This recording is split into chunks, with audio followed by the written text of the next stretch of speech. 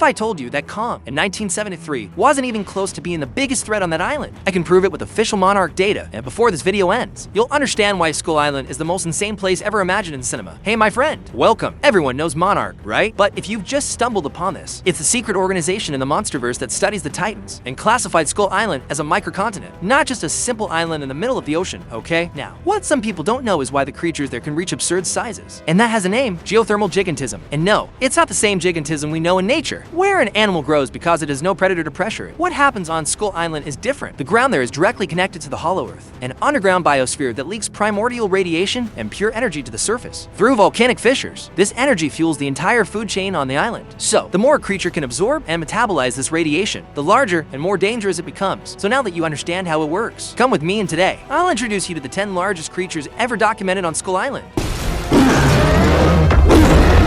Starting the list with the creature that is perhaps the most underrated on the entire island. The magma turtle, classified by Monarch as Tortwassa volcana, inhabits the volcanic platform of Hellspring Break, which is basically the hottest and most hostile region of the island. Its size varies between 10 and 12 meters in length and height, placing it in the smaller range of our list. But what keeps it here has everything to do with what it represents biologically. Think about it, it's born inside an active volcano. The egg is surrounded by magma during development, and this magma hardens and forms its shell. This isn't a metaphor, it's not exaggerated lore, it's the creature's official biology. The shell is literally igneous rock, and its circulatory system doesn't transport blood in the way we know it. It circulates lava. This has an absurd practical consequence. If any predator tries to bite its carapace, it will get a jet of lava in the face. This passive defense is so efficient that the Tortwassa volcana is considered the only documented creature on the island without natural predators, completely immune to the hunting ecosystem around it. It just wanders around, eats what it finds near the volcanoes, and ignores everything else. It's small for our list, but it's invincible in its own ecosystem, and that alone is enough to guarantee it 10th place. From the fire to the water, the Sker buffalo is one of the island's herbivorous pillars and one of the most fascinating to understand from the point of view of how Skull Island creates life. Statistically, Sker's buffalo reaches almost 14 meters in height, approximately 19 meters in length, weighs 20 tons, and the most striking fact, the span of its horns reaches almost 15 meters. To give you an idea, that's larger than many buses lined up. Monarch classifies it as a bovidate florifaunal superspecies, which is a scientific way of saying that it is part animal, part plant at the same time. Its DNA has ancestral origins in the Asian water buffalo, but what it has become on the island is completely different. Its back is covered in rigid bony structures where mosses and dense foliage grow in symbiosis. When submerged in a lake or river, it resembles a skerry, which in English is the name of a small rocky island, hence the species name. And there's a detail that I think most people miss. Its heart has 4 chambers, to function like a normal animal heart, circulating blood through the muscular system, the other to pump oxygenated chlorophyll to sustain the flora that lives on top of it. It doesn't carry the vegetation on its back by accident, it actively feeds it. Despite its size and horns capable of causing enormous destruction, the Sker buffalo is docile. The problem for it is that docile creatures on Skull Island become targets. Skull crawlers frequently hunt them, but this story of predation will make more sense when we get to number 5.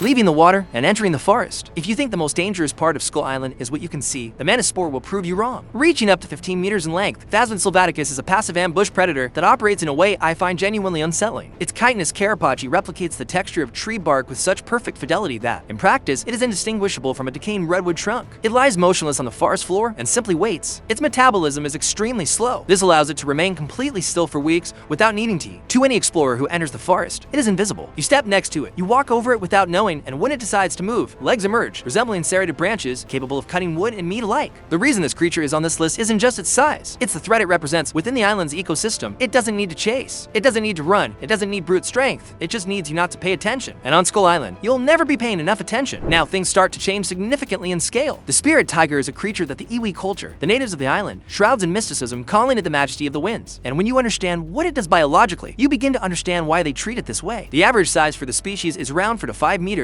which is considerable for the island's fauna, but not particularly remarkable. What changes everything is the giant specimen, documented in the graphic novel Kingdom Kong by Monarch. This specific specimen was estimated at 44 meters in length without the tail. That's more than a 10-story building lying on the ground. But its size isn't what makes it unique. The spirit tiger is a florifaunal entity. Its stripes are composed of epidermal leaves that blend seamlessly with the jungle vegetation, and its physical presence near humans causes concrete sensory effects, nausea, euphoria, and reports of people hearing the creature's heartbeat inside their own heads in Kingdom Kong. This giant specimen devours devoured several Monarch agents before Kong intervened. Kong killed it by breaking its neck with a single, precise maneuver. And this specific moment is important because it illustrates something that will be repeated throughout the video. Large super species can be threatening, but when a Titan appears, the game changes completely, from the air to underwater. The next creature was one of the first challenges young Kong had to face. I was even talking about it on Saturday with some people on Discord. The link is in the description too. This creature was one I wanted to see more screen time in the 2017 movie. We're talking about the sledge squid. It inhabits the estuaries and muddy waters of the island. Monarch classifies it as a megalopod, which is an evolutionary hybrid between the giant Pacific octopus and the giant squid, but with geothermal adaptations. Its size varies between 27 and 33 meters, with 8 powerful arms and rotating jaws. Her main weapon isn't physical strength, although she has plenty of it. It's ink. She stores ink in mantle chambers that are kept superheated by internal thermal sources within her own body. When she expels this ink, she literally boils her prey as she envelops them. It's not an escape mechanism like in the octopuses we know. It's an offensive weapon of external digestion. In 1973, a 30-meter specimen attempted to ambush Kong while he was drinking water. Kong defeated it and then ate it, and this detail is not trivial. Monarch documents that Kong uses radiation-rich creatures as an energy source for his own growth. The sledge squid, in attempting to attack Kong, ended up becoming fuel for him. And here we arrive at number 5, and from here the scale changes level. Ramarak is the alpha skullcrawler, the largest recorded specimen of its kind until 1973. It stood 28 meters tall, 59 meters long, and weighed 100 tons, and it holds the title of having driven Kong's ancestors to extinction. Skullcrawlers have a digestive system that consumes energy at absurd rates. This keeps them in a state of perpetual hunger, meaning they hunt everything all the time, without stopping, with no strategy other than to destroy and consume. Ramarak had this amplified by its size. Its tongue was prehensile, capable of capturing large prey. Its jaws could crush Titan bone, and its agility completely defied what you would expect from something weighing 100 tons. The death of Ramarak at the hands of Kong at the end of Kong Skull Island in 1973 is a real turning point for the island. Before Kong killed him, Ramarak was the factor that kept the island in balance. With him out of the ecosystem, Kong could assume the role of true guardian.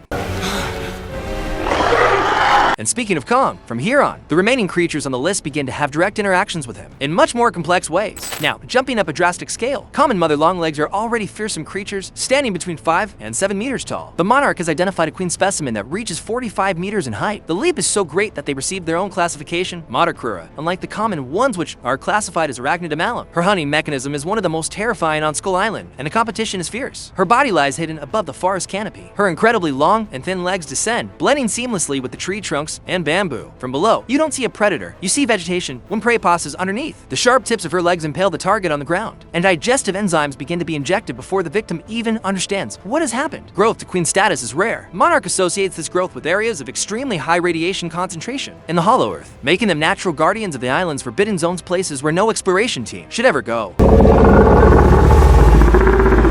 Now, we come to a creature that redefines the concept of camouflage. The siren jaw can reach up to 80 meters in length and 21 meters in height, and it uses every inch of that in the most treacherous way possible. Its body is covered in rocks, and entire forests grow on its back. When it stands still in a swamp or estuary, it looks like a small island, a peninsula, a piece of solid ground. In the graphic novel The Birth of Kong, a Monarch team walked across the back of a siren jaw without realizing they were standing on it. The team only understood the danger when the ground began to move in response to an attack. Its bite exerts a pressure unparalleled among the island's superspecies. Kong learned early on that a direct confrontation with an adult siren jaw is costly, even for a Titan. His tactic became using his own roar to ward off the siren jaws before any physical confrontation began. This speaks volumes about the level of threat this creature represents. And we've reached second place, and I need to prepare you for this number because it's the creature that has most directly challenged Kong in the history of Skull Island. The kraken, featured in the Netflix animated series, dominates the waters around the island. Its body is 70 meters long, its tentacles reach 140 meters. This means its physical reach is greater than Kong's entire body with its arms outstretched. The combat history between the two is what's most impressive. In the 3 documented encounters, the kraken won to Datu. Kong almost died twice at the hands of this creature. Its method is strangulation and dragging, taking Kong to the depths where the lack of oxygen and the pressure work against the primate. And the most disturbing fact is the creature's intelligence, demonstrating the ability to plan ambushes and learn from the opponent's fighting style between confrontations. Kong only managed to win the 3rd encounter in a state of extreme fury, where he literally tore the kraken in half. This solidified Kong as the master of both land and water. But 2 out of 3 already says enough about what the kraken represents.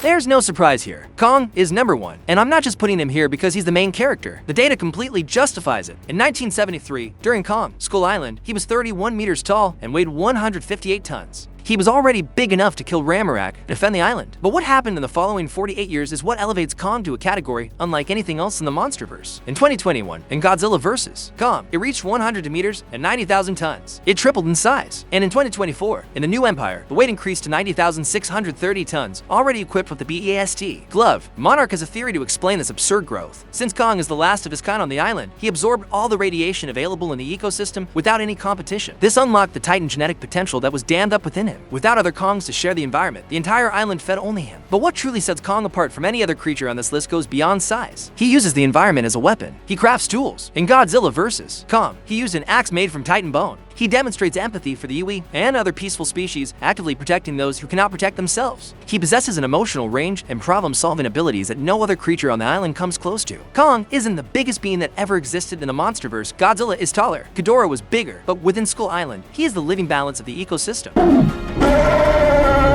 Leave a like and subscribe to the channel. God bless you all. Bye.